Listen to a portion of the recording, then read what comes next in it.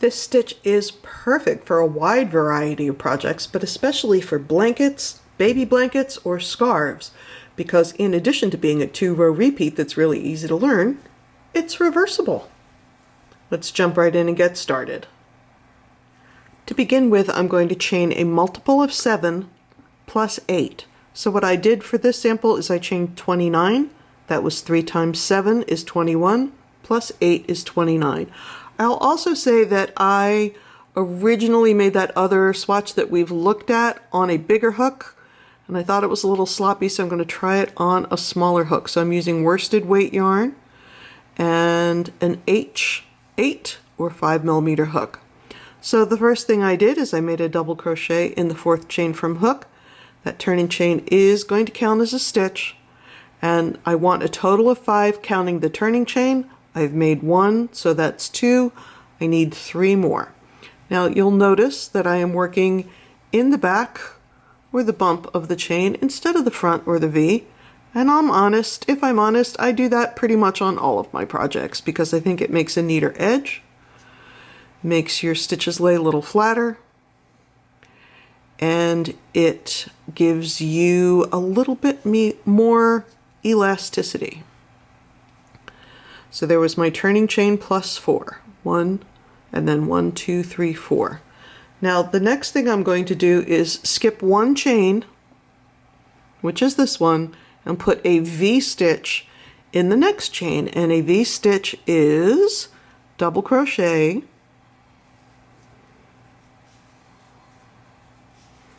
chain 1, double crochet, all in the same chain. Now that's traditionally what a V-stitch is. If you're doing a different kind of a pattern and it says something else, of course you'd follow along with your pattern. Now I'm going to skip another chain and double crochet in each of the next 4 chains. So that's yarn over, insert my hook in the chain, yarn over and draw up a loop. Except I twisted it. I have 3 loops on my hook, 1, 2, 3, yarn over, draw through 2, twice. So I'm going to do that 3 more times for a total of 4.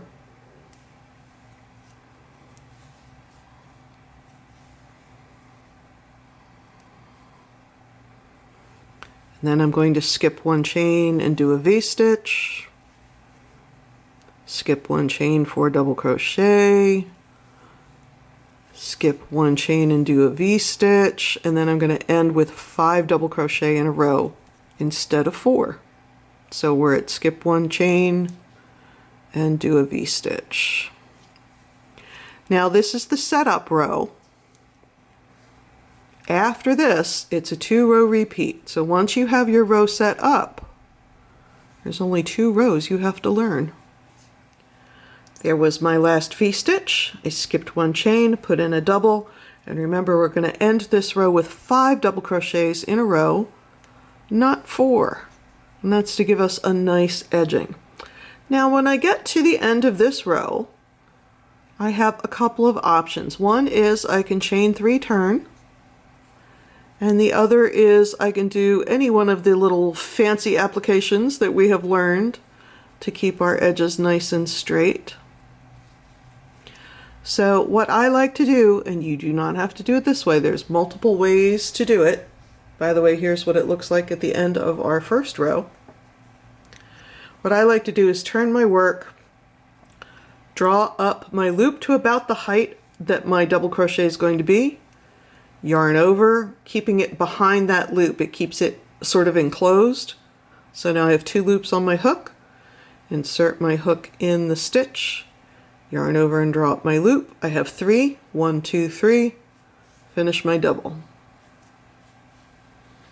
Now this is a little fatter than a regular double crochet, but it does get rid of that chain 3, which can sometimes look a little sloppy. So that's my edge stitch. I have 4 double crochets in a row. I'm going to put a double crochet in each of the first 3.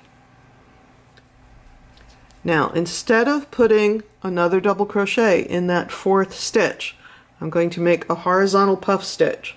Now to do a puff stitch, it's yarn over, insert your hook in the stitch, yarn over, draw up a loop 3 times, and then yarn over and draw through them all.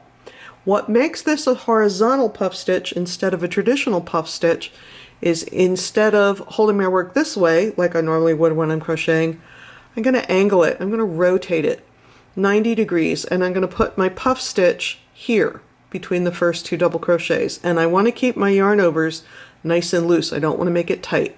So yarn over, insert my hook down between the first 2 double crochets, yarn over and draw up a loop. Make sure I have plenty of room. 2 more times. Yarn over, insert my hook in the same spot, yarn over and draw up a loop, leaving lots of room.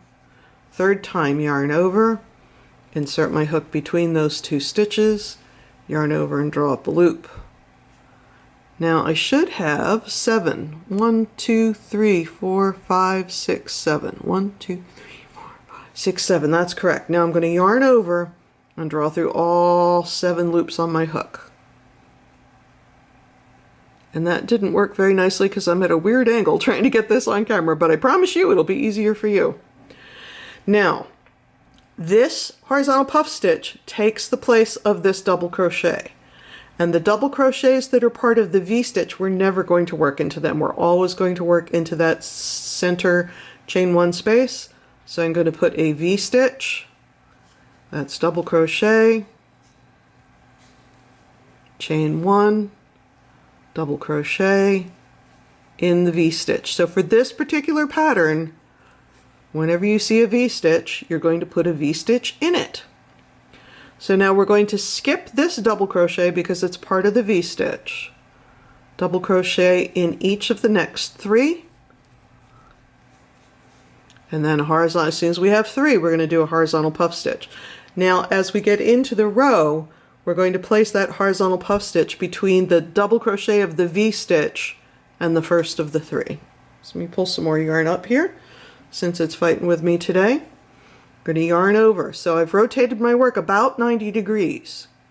Insert my hook down here between the V-stitch and the first of those 3 doubles. Yarn over and draw up a loop. 2 more times. Yarn over. Insert my hook way down there. Yarn over, draw up a loop. Pull it nice and loose because I don't want it to be tight. Yarn over. Insert my hook between the V-stitch and the first of those 3 double crochets. Yarn over, draw up a loop. I'm going to have 7 on my hook. 1, 2, 3, 4, 5, 6, 7.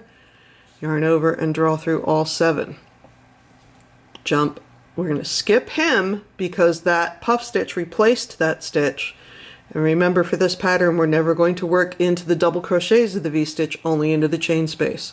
So we're going to jump right over to the chain space of the V-stitch and make another V-stitch. That's double crochet, chain 1, double crochet. Skip the double crochet that's part of the V-stitch, double crochet in the next 3 double crochets, that's 1. Horizontal puff stitch, rotate your work 90 degrees, yarn over, insert your hook between the V-stitch and the first of those 3 doubles, that's 1.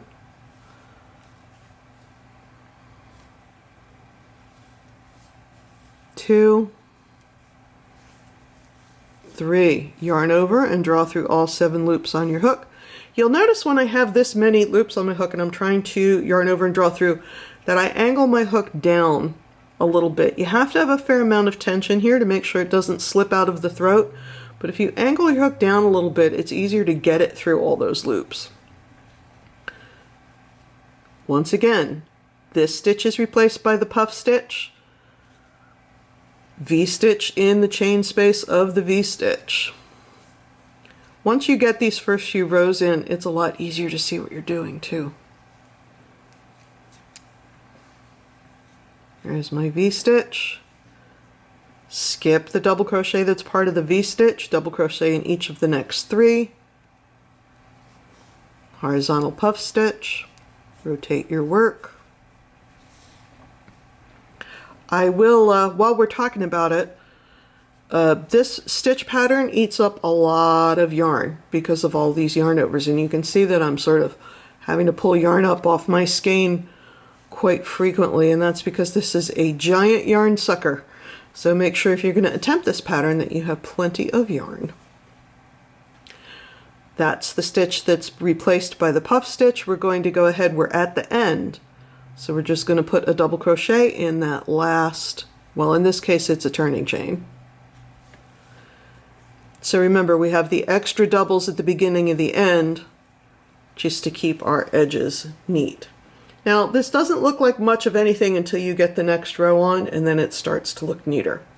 So let's turn and do the next row. So once again, you can do that sort of standing start that I did, or you can simply chain 3 and turn.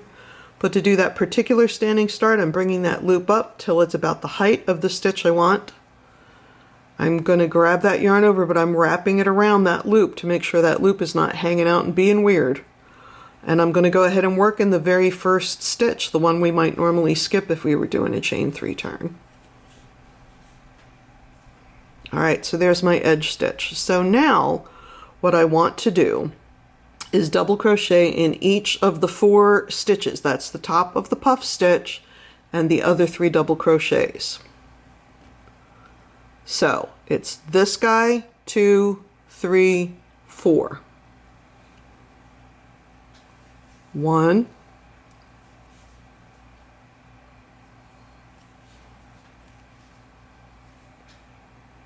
2,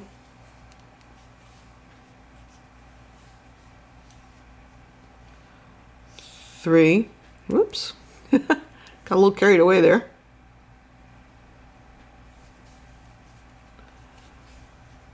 And 4.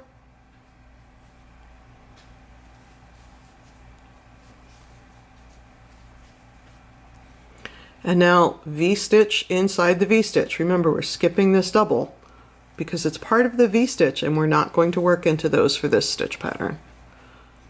Skip the double crochet that's part of the V-stitch, and you're going to skip this nonsense over here.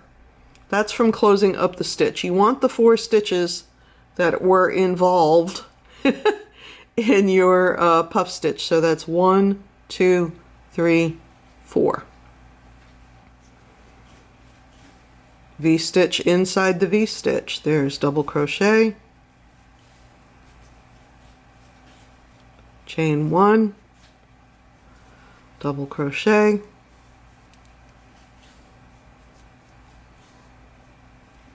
skip the double crochet that's part of the V-stitch, which I'm guessing is what that nonsense is attached to. I shouldn't keep calling it nonsense, but you don't want to get involved in that big sloppy loop. V-stitch in the V-stitch, double crochet, chain 1, double crochet,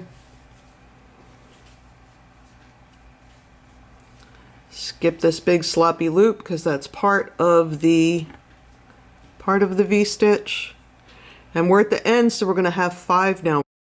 4, and then we're going to have our 5th one will be in the top. If you did a turning chain, it'll be in the top of the turning chain. If you did a standing like I did, it'll be on the top of the standing, which is here. And then we're going to turn, either chain 3 and turn or do the standing. That's it. That is the entire stitch pattern. It is 2 rows. You have a row with a horizontal puff stitch. You have a row where you're closing it all off. Now again, I kind of like it here in the tighter gauge. This was the original sample that I made in the looser gauge. You can use whichever hook goes with the yarn and makes you happy. And I am Mary Beth Temple here for Hooked for Life with Mary Beth Temple. I thank you so much for spending time with me today.